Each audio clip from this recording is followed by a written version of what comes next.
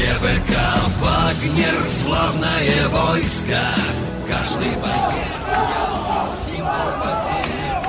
И если он гибнет, то только геройский преображает тьму в духа свет. Hello and welcome to Geopolitics Decanted by Silverado. My name's Patrick Gray.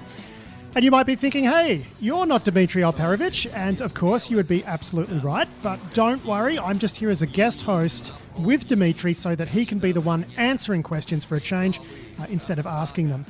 Now, since this podcast started, I've been helping Dmitri out behind the scenes with things like research and production, and some of you might know me from my own podcast, Risky Business, which is a very, very niche cybersecurity podcast that 90% of you would probably find extremely boring. But I'm thrilled to be behind the mic today to host this edition of Geopolitics Decanted, which is a podcast that, like you, I really enjoy listening to. What you heard at the intro there were two clips of the absolute chaos in Rostov-on-Don.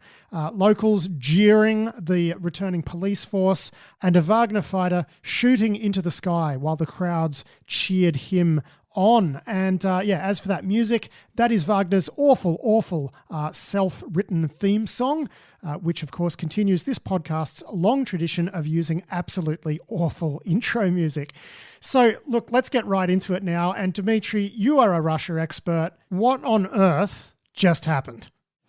Well, first of all, Patrick, thank you so much for helping me start this podcast, helping me edit it, helping me with a selection of guests and topics. You've been just absolutely instrumental in getting this going, and really appreciate you willing to sit in the guest host chair for a change and have a chat with me on this issue. Yeah, I've been getting very little sleep over the last 72 hours, watching this very closely. And I think that a lot of the takes on this are not quite correct. First of all, this is not a coup, right? And I've actually made some mistakes of using that word I shouldn't have. It's really a mutiny. And the mutiny was not about taking power. A lot of people assume that this was the type of thing that you'd see where a military colonel in the Middle East or somewhere else is trying to take power away from a dictator and become the dictator himself. That was not Prigozhin's goal here. And in fact, I think he was probably quite surprised about how far he was going to get, and did not have a plan for taking Moscow, to taking the Kremlin, and did not think it through really to the very end, because he thought that there would be negotiation long before he would reach Moscow. Now, what was his ultimate goal? I think all of this, and we're starting to get some inklings and some reporting about this from the intel community, leaking this to the journalists, a terrific Washington Post story that came out on Saturday about this. But I've been thinking this for quite some time, that the Shoigu order from June 10th is really pivotal to this. That order said that all private military companies, including, of course, the most prominent one, Wagner, are effectively going to be dismantled as of July 1st, and everyone that wants to continue fighting in Ukraine has to sign on with the Ministry of Defense and become a Russian combat volunteer in the army. And not only was Prigozhin completely opposed to that, to him, this was the loss of his business, right? Wagner was incredibly lucrative business. He was siphoning off a lot of money from the Russian military because of Wagner. And it's also become a source of his power, not just power militarily with lots of weapons and lots of guys under his control, but power politically, where he had presented himself as a populist over the last 9 months or so, showing that he's the one who's fighting for Russia, who is actually trying to win some battles. In the case of at least Bakhmut and Soledar, was able to actually capture those cities, mostly by destroying them, of course. And that's what it was about. I think he saw this looming deadline of July 1st when he was going to lose power. In particular, he saw Putin reaffirm Shoigu's order in that meeting with mill bloggers a few weeks ago, where he had basically said that, yes, of course, everyone is going to be signing on with the Ministry of Defense. And he felt like he had to make a move, right, to save his business. And this is something that, as I posted on Twitter, I think everyone in Silicon Valley understands, and every VC would consider him a perfect candidate for a founder, someone who is putting his life... He's committed to the grind. Yes, committed to the grind, putting his life and freedom behind saving of his business. And of course, it's not just his business, it is a source of his power, as I mentioned. Well, it's interesting you mention his power, because the idea of Prigozhin having political power, that's very new because the perception out there is that he's Putin's pet and he doesn't have much cover from political patrons, that he's basically a nobody. Yeah, so I think this weekend changed everything for him, as I'm sure we'll talk about. But he certainly had political patronage. There's no way he could have started Wagner without it. There's no way he could have started the Troll Factory in St. Petersburg that was so prominent over the last few years. I actually don't think that he and Putin are close. They've certainly met a number of times. Putin, by the way, had given him a medal, Hero of Russia medal, which he still hasn't revoked, surprisingly enough. But I actually think that there were others from the St. Petersburg clique that Putin had brought to the Kremlin that are supporting of him. And GRU in particular is the one where he has built most significant relationships. And General Alexeyev, who featured prominently in that remarkable sit-down in Rostov with Prigozhin, was one of those people that had supported Wagner and Prigozhin from the start. But he's had an amazing career, right?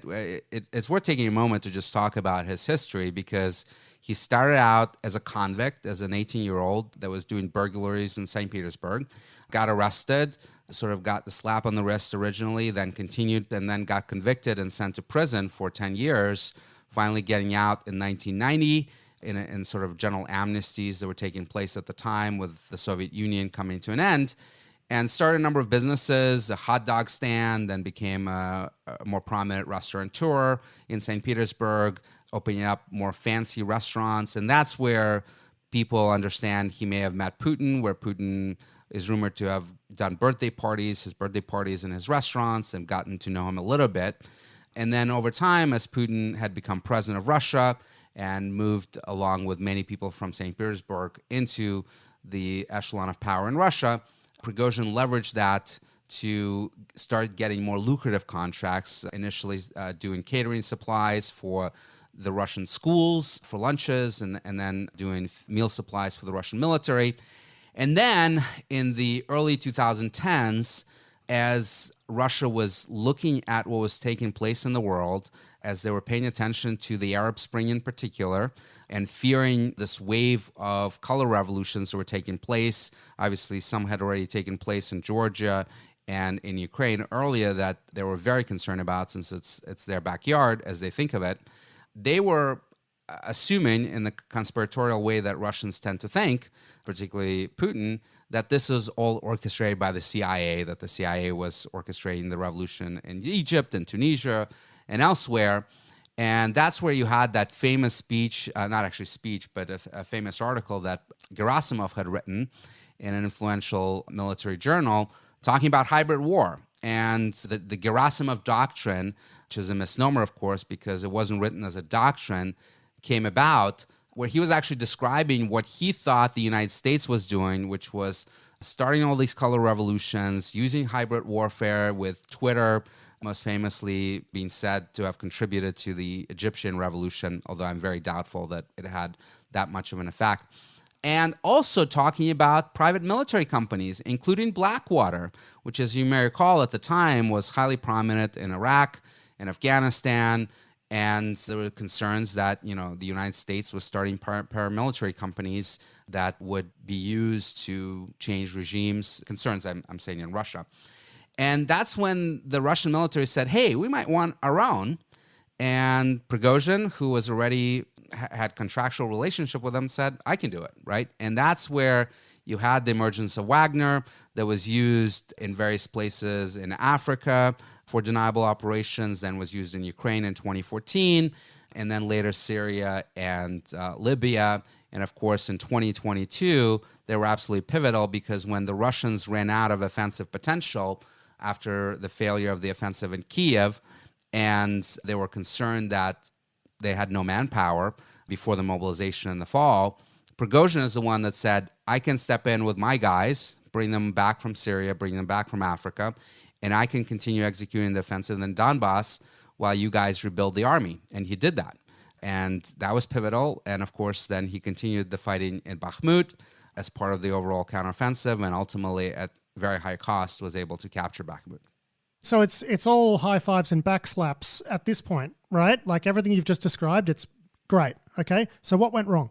What went wrong is that you've had this simmering confrontation between Shoigu and Gerasimov and Prigozhin as Prigozhin became more and more prominent, as he had more and more success, and as he's starting to conflict with them, started to browbeat them about their strategies, about their casualty rates, about the lack of ammunition that he was getting. And this got worse and worse over time and got really, really bad in the last few months, as everyone remembers the shouting videos of him in front of dead bodies and so forth. And Putin did not want to interfere.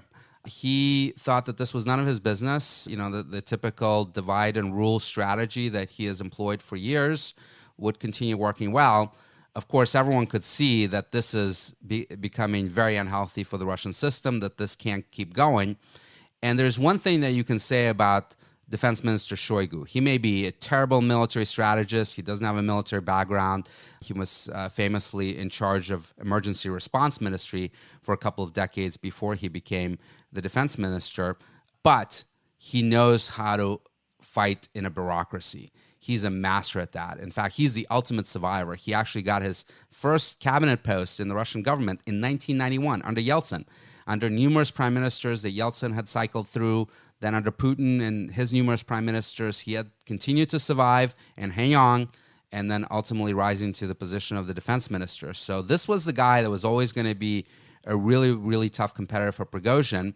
And Shoigu not only tried to starve him of ammunition, perhaps thinking that he would fail as a result in his attack on Bakhmut, but also because I think he probably feared arming Wagner too much and having Wagner become a significant threat, which of course was prophetic, and Wagner did emerge as such. Well, you sent me a video earlier from War Gonzo where they were interviewing Prigozhin and saying, oh, you know, we're hearing maybe they're withholding ammo because they don't want you, you know, stockpiling it all and then marching to Moscow. And, you know, Prigozhin sitting there saying, ha, ha, ha, how preposterous. Mm-mm. Well, it was actually an amazing video that I dug up. I remember that interview. It was on April 29th. It was an hour-long interview with War Gonzo. And as you say, War Gonzo, this military blogger, was saying, the reason you're not getting ammunition, I hear, in the Kremlin is because they're concerned you're getting too powerful, you have too many political ambitions, and we don't want you to become too strong because who knows, you might march on Moscow, take the Kremlin, seize power in Russia. And Prigozhin almost like looks shocked and says, march on Moscow? Well, that's an interesting thought. I haven't really thought about that. That was April 29th, so he had 2 months to think about it, and you see the results. A seed was planted. Okay, so earlier on you were talking about how it didn't really feel like he had a concrete goal in mind as he began this like so-called march for justice towards Moscow. Was he the dog who almost caught the car? I mean, it sounds like from what you were saying, things just kind of got out of hand for him. Well, I do think he had a goal in mind. And by the way, we'll get to this later, but I think he may have actually accomplished that goal. The goal was to preserve Wagner. Yes, it would have been nice to replace Shoigu and Gerasimov, but at the end of the day, the thing that he cares most about is to make sure that Wagner is preserved under his command. He continues to receive money and arms for Wagner, and he continues to use Wagner both as a source of enrichment as well as a source of his power, including potentially political power down the road. So he thought that he could pressure the military, and he thought that Putin would continue to stay out of it, that he could roll into Rostov, start marching towards Moscow, and he could get his way, that he would scare these guys, Gerasimov and Shoigu, shock them, and they would rescind the order from June 10th, and he would keep Wagner. And initially, things went his way, right? He rolled into Rostov, and it was remarkable. You had the military there in the Southern Military District headquarters, literally the nerve center for running the war in Ukraine. It's sort of analogous to CENTCOM during the wars of Iraq and Afghanistan, getting occupied by a mercenary force. That's what it was. And they just rolled in without firing a shot and took it over. And the Russian MPs that were there, the military, the Rosgvardia, and the National Guard units did nothing. That was what was so surprising to me, is not only did they not fight, but they didn't surrender, they didn't flee, they didn't switch sides. They just stood around there and let Wagner roll into the building. And they also captured the FSB, local FSB building, and the city administration. And then you had this remarkable video of the deputy minister of the Russian MOD and the deputy head of GRU, Alexeyev, who had worked with Gerasimov for many years, sitting down with him, with Prigozhin basically dictating the terms, saying, I want to meet with Gerasimov and Shoigu. I want to get them replaced. And Alexeyev actually responding with a smile, you can have them, which was also remarkable, right? This is a military general that is, they're his superiors. And essentially no one opposing him. And it was quite clear to me that no one had orders. No one knew what to do. And it took 13 hours from the point when Prigozhin announced that he was going to have this mutiny, because we still don't know if this actually took place, but theoretically there was some strike on his camp in Ukraine. Well, that's what was apparently the trigger for all of this, was a missile attack on a Wagner encampment somewhere in Ukraine, right? And it was not a terribly convincing video that Prigozhin posted on that. No, he said there were hundreds of people that died. There was no corpses that could be seen. There were a couple of fires in the distance. It was unclear that anything actually happened. And the thing that makes me very suspicious about all of this is that this was clearly a highly organized assault. You don't just have a major missile attack on a camp and suddenly everyone gets in all of their vehicles with fuel trucks, with all the armored vehicles, with air defenses, and rolls into Rostov in one column and then goes north to Voronezh in another column, all at the same time, clearly having maps of all the locations and a plan to surround those buildings to capture them. That just doesn't just happen in minutes, right? It takes a long time to organize this. And again, in that Washington Post story by Ellen Nakashima and Shane Harris, they talked about how the U.S. intelligence community had actually seen Prigozhin preparing for this for weeks. So it's not clear that there was ever actually a strike, or if there was a strike, maybe perhaps Shoigu got wind of the fact that Prigozhin was trying to do something and decided to strike first. Unclear what happened, doesn't actually matter. But at the end of the day, they were able to take Rostov, a city of 1 million people, by the way, without firing a shot, and then have another column march almost all the way to Moscow, literally missing it by 200 kilometers, about 120 miles or so, and then stop and reverse course. Now you say this was a mutiny and not a coup, right? Now, that's clearly how it started. Where things get a little bit dicey is when Putin comes out and says everyone who's involved in this is going to be punished. This is, they're all traitors. This is treachery. It's a stab in the back. And, at that point you're thinking, okay, right, this is a coup at this point, when Prigozhin's response to this is to say the president's made the wrong decision. Yeah, so I think Prigozhin was shocked by Putin's response. I think he honestly thought that Putin would continue to stay out of this fight as he had been for many, many months. I think it was a naive assumption, but it is remarkable that for 13 hours, as I mentioned, from when Prigozhin launched his mutiny, Putin was nowhere to be found. And I think that's in part what showed the whole weakness of the system, because in the absence of Putin, no one had any orders and had no idea what to do. And then ultimately Putin comes out with a very angry speech. He was livid that he would be challenged like this, and said that Prigozhin, he didn't name him, of course, but basically said that Prigozhin is a traitor and that these traitors should be crushed. And then another remarkable thing happens. He makes a speech at 10 in the morning Moscow time, and then for many hours later, you have very little activity. There was nothing in Rostov. You still had the Russian military there, by the way. They weren't imprisoned. They were still armed and, intermingling with the Wagner guys. You had some attempted strikes at this Wagner column of about 5,000 troops that was driving to Moscow, but they managed to shoot down at least 6 helicopters. Not all 6 were on that drive to Moscow, but most of them were, and at least 1 command plane. And there was no attempts to otherwise stop him with any troops. There's a division that is based near Moscow. It didn't try to go and meet Prigozhin on his way up north. So it was just remarkable how the Russian military basically decided to stay out of this fight, and so did Rosgvardia and the National Guard, beyond some pro forma attempts to stop him. And that's when I think the panic started setting in Moscow. There are allegations that maybe a bunch of people have fled the Kremlin on that morning of the Saturday, maybe even Putin. There's some evidence for that because his personal plane, had taken off from Moscow.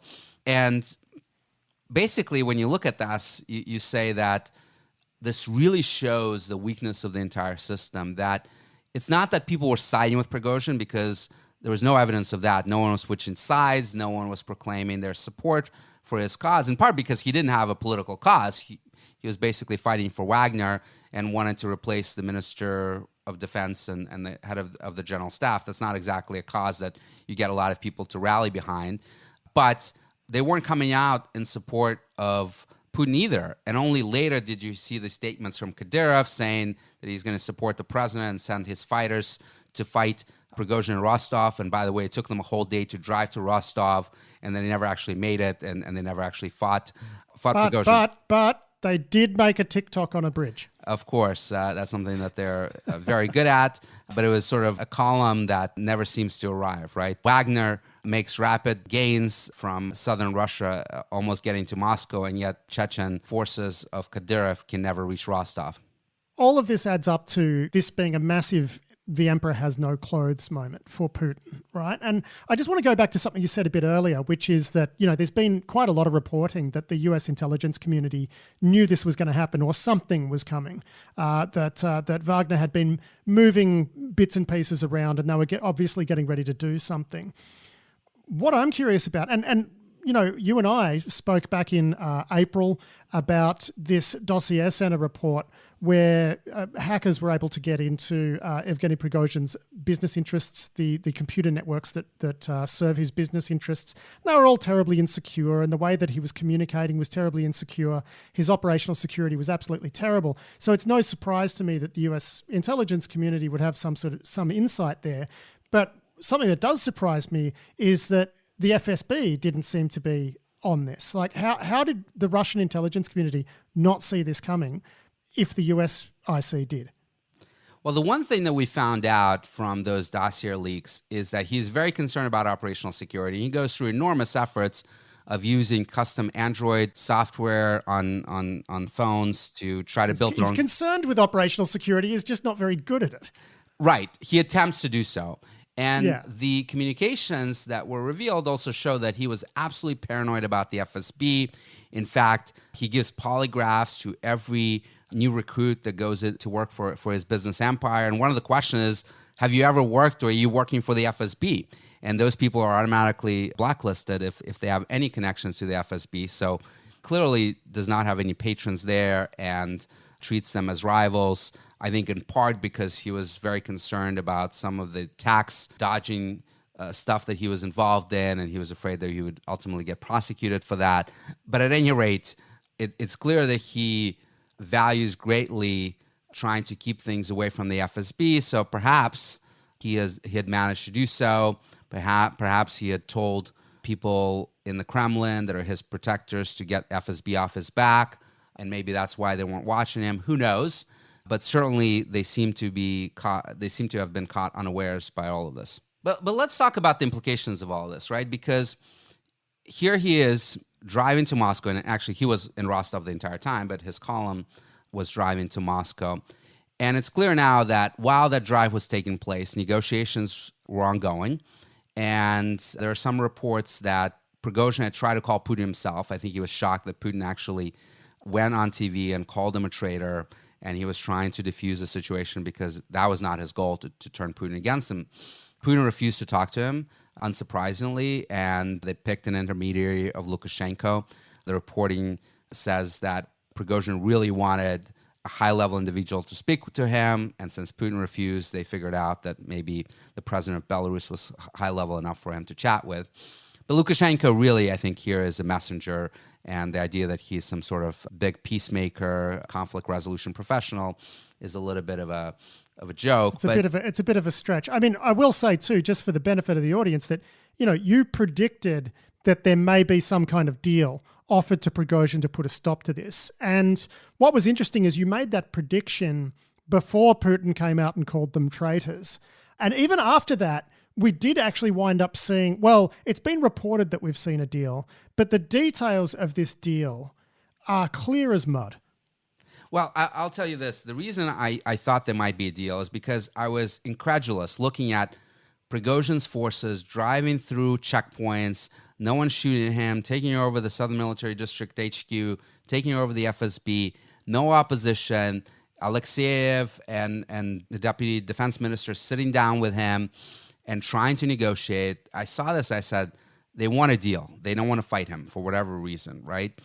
And that's why I said, these deals are not unprecedented in modern Russia. You've seen them happen before. Kadyrov is a great example. He had been a fighter against Putin and against Russia.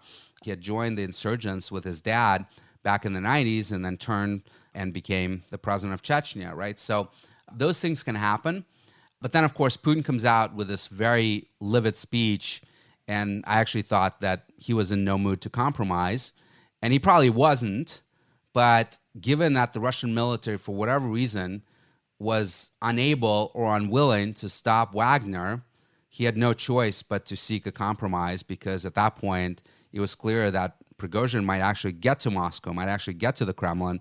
And this is a scenario that I don't think either party wanted. I don't think Prigozhin wanted it because he had no plan for what to do next. And I don't think Putin obviously wanted it because he was afraid of what would happen. And that's when a deal emerged. But I don't think we know what the deal actually is. I put zero stock in Dmitri Peskov, who's so far been the only source that everyone jumps on for what this deal is all about. And according to Dmitri Peskov, here you have Wagner that has completely taken over Rostov and Southern Military District HQ and military air base, by the way. Here they are 200 kilometers south of Moscow, and suddenly Prigozhin decides to dismantle Wagner, to flee to Belarus in exchange for what? In exchange for an amnesty? I mean, he's going to be in Belarus anyway. Why would he care about amnesty? The whole point, too, was that, as you said earlier, Prigozhin started this whole thing in order to preserve Wagner, and now Putin's spokesperson comes out and says, well, we're going to dissolve Wagner and Prigozhin's going to leave the country. I mean, it seems a pretty bad deal for Prigozhin based on what his original, wants were. Let's put it that way. Well, not only is it a bad deal, but it makes zero sense because Wagner never surrendered. They were never defeated. In fact, they were barely ever confronted on the battlefield. And you have these amazing videos of them just turning around and leaving Rostov as heroes because, as we played in the clip at the intro of the show, people were cheering them. There are pictures of people hugging them. These were not the people. They were the losers. And I don't buy for a second what Peskov is saying. He might be correct, but this is a guy that's not only a notorious liar, he's never in the loop. He's literally the last person to know anything in the Kremlin. And of course, many of the things he has said in the past have been completely wrong. So I would wait and see what Prigozhin says, who has been MIA for the last almost 48 hours now. And I'm not so sure that Wagner is going to get dismantled and then he's going to go off into exile in Belarus. I think it might very well be the case that Wagner is going to go back into their camps, which is, by the way, what others have been saying, that they're on their way to their camps. Their camps are in Ukraine, in occupied Ukraine, and that Prigozhin is going to join them and perhaps continue fighting, perhaps planning his next move. But the last thing that he wants to do is go to Belarus and give up control of Wagner. So I'm not sure that that's actually how it's going to play out. It might, but I don't put a lot of stock in what Dmitri Peskov says. Now, you pointed out earlier that prior to the events of the last few days, Prigozhin wasn't really a political player. Like, the idea that he was someone who could challenge Putin was a bit far-fetched. That's completely been turned on its head now, hasn't it? Literally, over the course of 72 hours, he has built a lot of popular support and massive name recognition in Russia. He's probably now one of the most well-known people in Russia, more well-known than even Alexei Navalny. And that was not the case before this weekend because some people knew Wagner, but very few people actually knew Prigozhin. He was never covered on television. In fact, Wagner was barely ever covered on television. That's all changed because the main Russian networks were covering this uprising, this mutiny from day one. And Prigozhin's name was very prominently featured. I was very surprised to see TASS and RIA actually covering this straight. And what was also interesting is after Putin came out and did his angry speech, the tone of the coverage really changed. Like, they weren't broadcasting the video of people cheering Wagner at that point. They had footage of Prigozhin being led away in a car instead. They didn't show the cheering videos anymore. But through the early phases, it was remarkably straight coverage from Russian news agencies. Yeah, and I think that's a sign that no one was giving orders, that the Kremlin was silent, and no one knew what to do. The military didn't know what to do. Rosguardia didn't know what to do. The TV channels had no instructions. And in the absence of that, they just defaulted to either doing nothing or covering it straight in the case of the TV networks. So one thing is, though, we keep sort of talking about this mutiny that kind of got out of hand, how Prigozhin his plan wasn't really to take over the Kremlin and install himself as president. But, it seems like he's invested a lot of time and effort into crafting a bit of a political persona over the last 9 months. And I really noticed this when he started making these statements against the Russian Ministry of Defense. It really looked like he was trying to create this image of the general who gets it, right? The one who understands the rank and file, the one who understands soldiers, their challenges, what they're facing. And I thought, gee, if you were really going to try to build up a constituency in Russia, that would be a good place to start. Do you think that was a deliberate strategy of his to try to build support among the rank and file? Or do you think, this is just a side effect of his angry ranting? I do think that he has long-term ambitions to build a political future for himself in Russia. And he's harbored that for a while. I think he's been very patient about this. I think he started, as you said, talking about the precarious situation that Russian soldiers are facing on the front, how they're not getting the support that they need from the Russian Ministry of Defense, how the rank and files are great, but the officers and generals are betraying them. And that helps you to build some level of constituency, but you need more than that. And that's, by the way, why I think he never actually wanted to take over the Kremlin, because, okay, let's say Wagner gets to the Kremlin, arrests Putin, he installs himself as president, and then what? You don't have any political support across the country, in the security services, even in the military, not yet, and certainly nowhere across the regions. So this is what I meant before about him not having the sort of patronage that would be needed to run the country. Exactly right. And now he is on the way to start building those patronages, right? Because now he's much more well-known. He's the person that confronted the authorities, that confronted the system, confronted Putin, and at least so far, things may change, but at least so far has gotten away with it. And that is remarkable. And everyone is in shock, not just the Kremlin, but the Russian population about what has just happened. How can he possibly get away with this? And if things continue as they have for the last 24 hours, where there's no repercussions to him or Wagner, that is going to be very telling. And one of the things that I continue to watch very closely is the Wagner coverage and the actions that are being taken against them or not by the Russian government. And what happened was really interesting, right? When this mutiny began, the FSB started a criminal case against Prigozhin, against Wagner. There were raids on their offices, which apparently uncovered some interesting things, multiple passports, some of them with Prigozhin's photo, but not his name, different names, and others in his name, but with different people's photos, a bunch of gold bricks, a bunch of bags with cash. But beyond that, they were taking down their recruitment posters across Russia. They were shutting down their websites in VKontakte, which is the Russian equivalent of Facebook. Yandex, which is the Russian version of Google, was filtering out a bunch of results for Wagner. So they were being disappeared effectively from the Russian internet and from the Russian political scene. In fact, even their merchandise that they sell online was taken down. But now, after this deal, it's all coming back.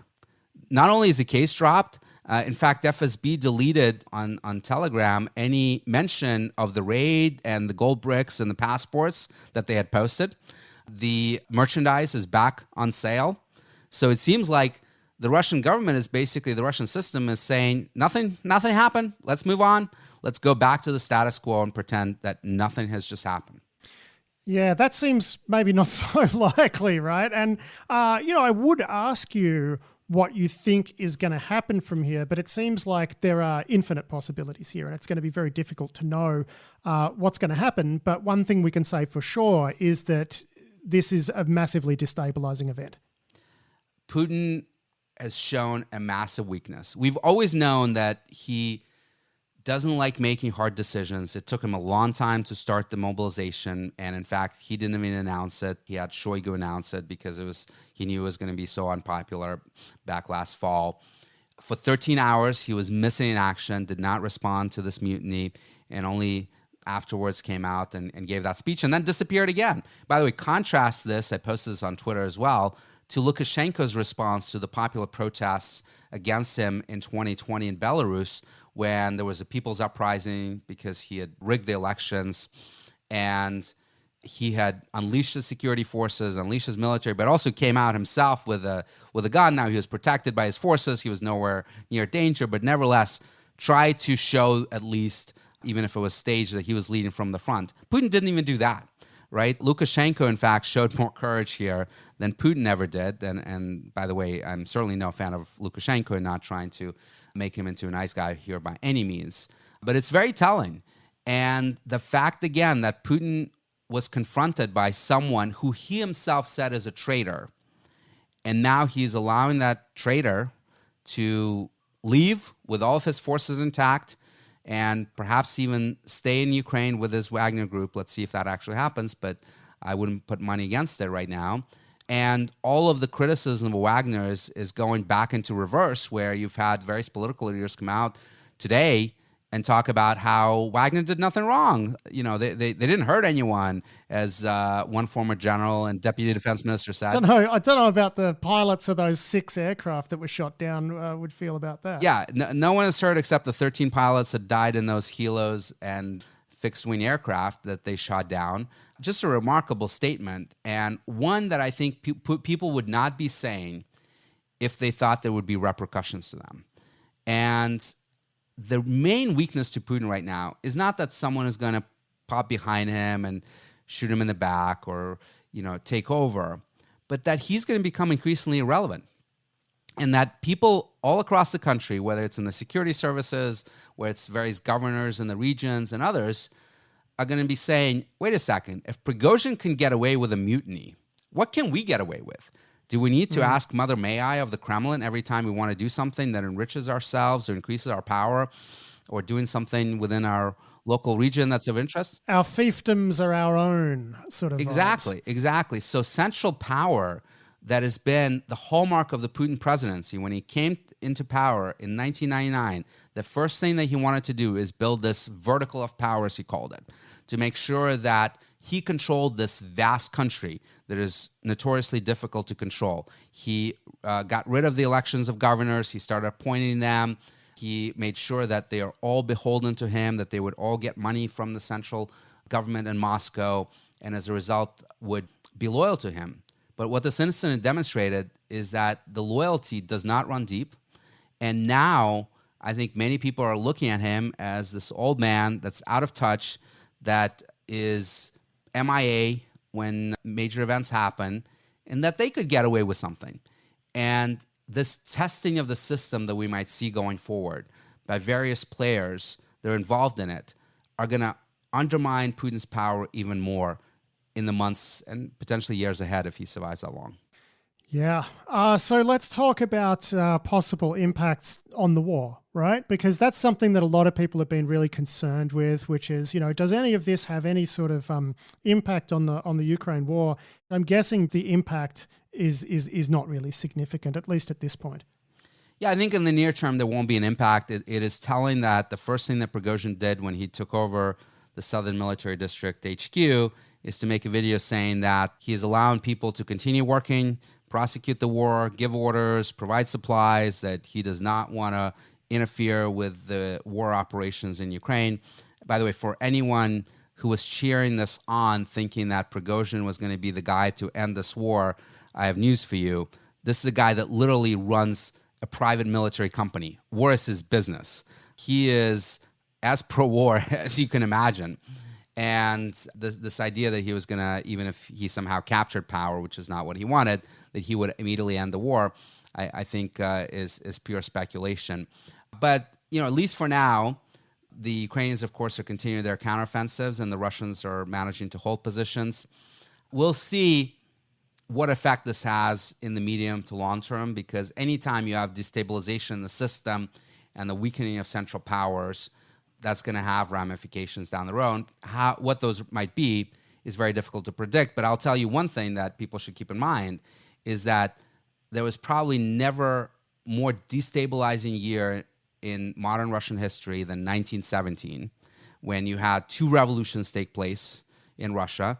The first one that overthrew the Tsar with a provisional government, and then the Bolshevik Revolution some months later. And even though you had these major destabilizing events, the Russian military continued to participate in World War I, continued fighting the Germans, not well, but nevertheless, there was no ending of that war until the Bolsheviks finally came to power and negotiated a truce with the Germans. So this idea that wars would end just because there's a coup or destabilizing events in Russia is really not supported by historical events. Sure. But Prigozhin has said some pretty remarkable things about the war, that this is really just glory hunting on behalf of a handful of generals and elites in Russia. So he certainly doesn't seem to be a fan of it. I'm just wondering if someone like Evgeny Prigozhin would be more keen to send his guys back to Africa, where they can cut deals with corrupt African governments to put down local insurgencies and collect a share of oil revenue, which is something that they do in various places. Do you think it's completely beyond the realm of possibilities that Prigozhin might want Russia out of Ukraine? Because of all the people who could end it, like, the only person who comes to mind is him, because he does have that reputation as someone who's been on the front line. And he has the credibility to say, you know what, this isn't worth it. We're done here. Let's go. I mean, I know that this is probably fantasy, but I just would be careful of dismissing it so completely as a possibility. Or is this what they call copium, Dmitri? Well, look, you can't rule anything out. And I certainly wouldn't want to do that. Who knows what the future holds? But I'll tell you this. Prigozhin has said a lot of things about this war. He has said that this war is existential for Russia, that we need total mobilization, that this war needs to be fought more aggressively, not less.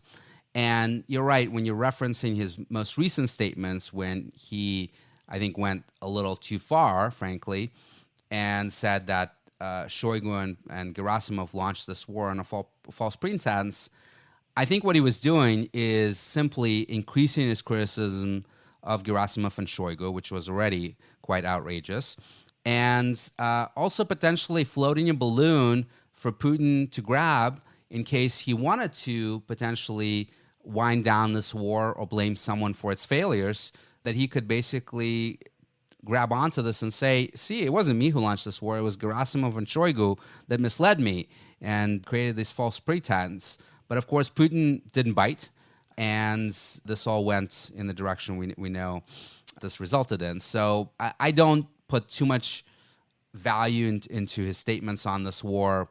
I don't think he's that anti-war, and certainly he has massacred a lot of Ukrainians, killed a lot of POWs. This is not a nice guy by any stretch of the imagination. And as I mentioned, war is his business, and he's making a lot of money on this war. Yes, Africa was lucrative, but trust me, this is even more lucrative. The amount of money that he's skimming and the weapons that he's getting off this war are just unimaginable. So what are we watching for in the next week? Near term, what are the things we should be looking out for? What sort of events could escalate this again? Because I just have no idea. It's just such an unprecedented situation. Well, the key is what actually happens to Prigozhin. He has put out a statement through his press office saying that he does not have communications right now, which is interesting, but that he's well and he's going to put out a statement soon enough. So I'll be watching for that. Most important thing is, where is he going to reappear? Is he actually going to be in Belarus? Because if he's not going to be in Belarus, that means that everything else that Peskov has said about this deal is also false. And, it'll be interesting to see what his plans are and what is going to happen to Wagner. Here we are. We're recording this on Sunday, June 25th. July 1st deadline is still looming. The order has not yet been rescinded for private military companies to be disintegrated and people to be forced to sign contracts with MOD. We'll see if anyone from Wagner actually does that. And if Wagner remains a potent force that's armed to the teeth, Prigozhin's power is only going to grow.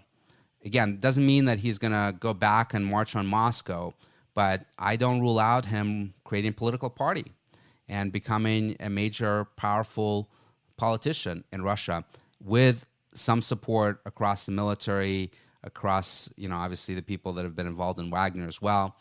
So that will be the key moment to watch in the coming days. Beyond that, it'll be interesting to see what happens to Putin's power. And it's not that, again, that I think that there's an imminent coup, but are people going to start ignoring him more and more? Is there going to be more of a warlordism situation across the different regions in Russia where they're going to run their own fiefdoms? Kadyrov already does that in Chechnya. Are more governors going to do that and ignore Moscow? And that, of course, is a major problem, not just for Putin, but for Russia, because it is a massive country spanning 11 time zones, and controlling it is incredibly difficult.